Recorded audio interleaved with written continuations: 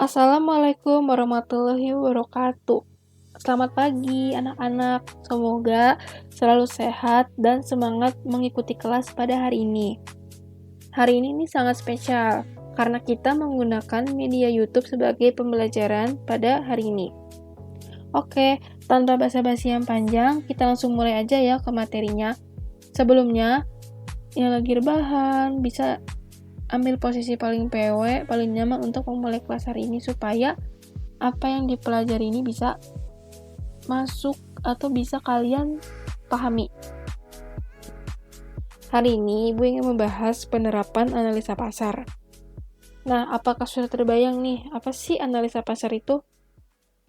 Oke, jadi ada 3 poin yang akan Ibu bahas.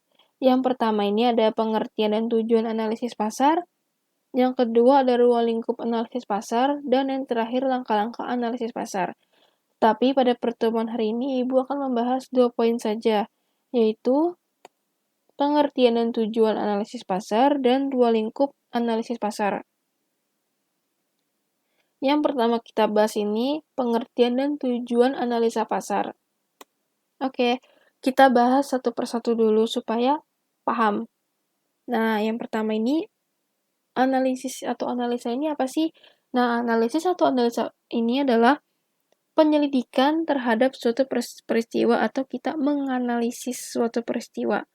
Nah, lalu pasar ini artinya apa sih? Kalian sudah tahu dong bahwa pasar ini adalah sebagai tempat bertemunya pembeli dan penjual atau terjadinya transaksi antara pembeli dan penjual. Maka, arti dari analisa pasar ini adalah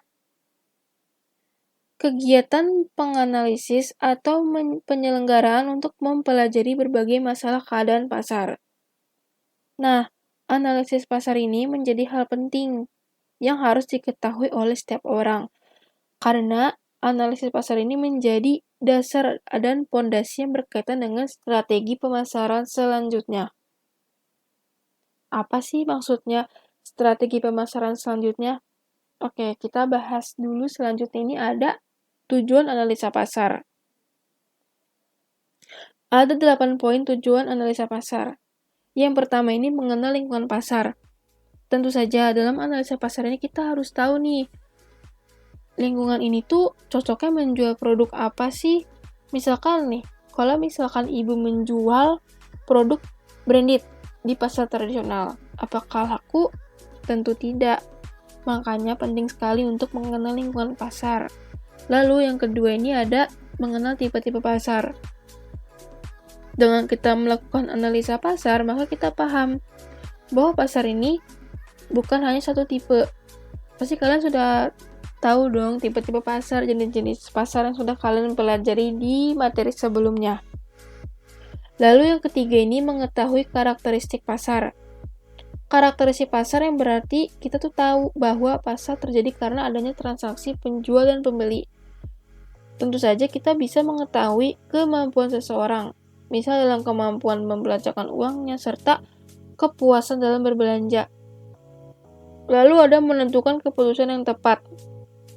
Maksud keputusan ini adalah apakah produk ini sudah cocok jika dipasarkan di sini atau harga yang dipatok sudah pas.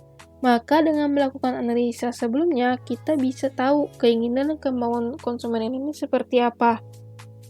Lalu ada menghadapi para pesaing.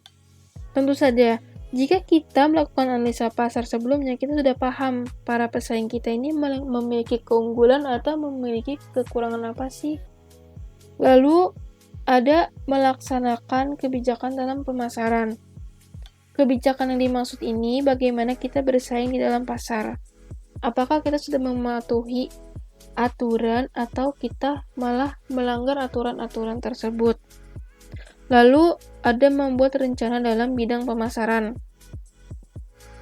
Rencana itu kan berarti sesuatu hal yang akan kita lakukan di masa depan atau di masa yang akan mendatang. Nah, dengan kita melakukan analisa sebelumnya, kita sudah tahu nih plan apa sih yang kita lakukan untuk di bidang pemasaran. Lalu ada mengenal ciri-ciri pasar. Ciri-ciri pasar itu apa sih? Kalian sudah belajar kan? Tentu saja adanya transaksi antara penjual dan pembeli. Selanjutnya kita membahas ruang lingkup analisis pasar.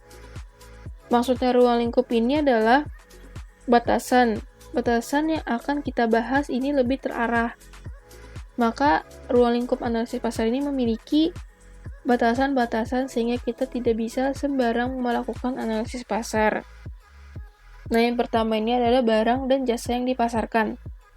Analisis pasar ini meliputi jenis dan sifat barang, kuantitas dan kualitas barang, warna dan harga barang, desain dan model barang, dan barang-barang industri dan konsumsi. Lalu ada tujuan analisis pasar. Dalam tujuan ini, kita mengetahui siapa yang memakai serta menggunakan barang atau jasa yang kita pasarkan. Nah, apakah barang tersebut ini untuk dikonsumsi sendiri atau dijual? Karena harga yang dipasarkan untuk konsumsi sendiri dan untuk dijual kembali ini berbeda loh. Maka biasanya ini bisa lebih murah untuk yang dijual kembali, seperti itu. Lalu ada letak pasar, sifat, dan karakteristik pasar. Manajemen pemasaran harus mengetahui letak pasar serta sifat dan karakteristik yang bertujuan untuk memudahkan pasar sasaran atau target market. Lalu ada organisasi pembelian. Manajer pemasaran harus mengetahui siapa yang membeli, siapa yang menggunakan, dan siapa yang paling berpengaruh dalam pembelian tersebut. Kelima, ada kegiatan pembelian. Meliputi dari siapa pembelian barang tersebut, di mana pembelian barang itu, kemudian berapa harga barangnya, dan juga bagaimana cara pembelian barang tersebut. Lalu ada perkembangan pembelian.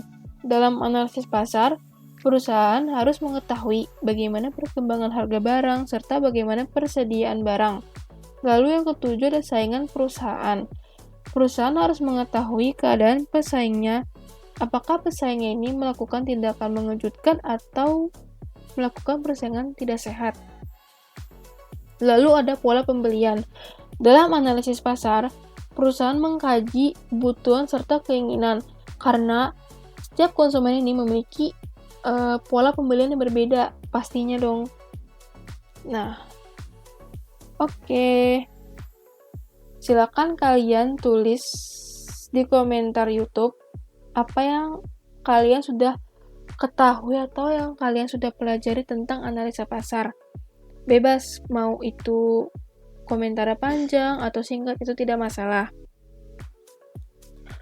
Baik, terima kasih banyak untuk anak-anak ibu yang sudah mendengarkan penjelasan ibu dari awal sampai akhir. Semoga apa yang kalian pelajari pada hari ini memberikan manfaat untuk kedepannya. Wassalamualaikum warahmatullahi wabarakatuh.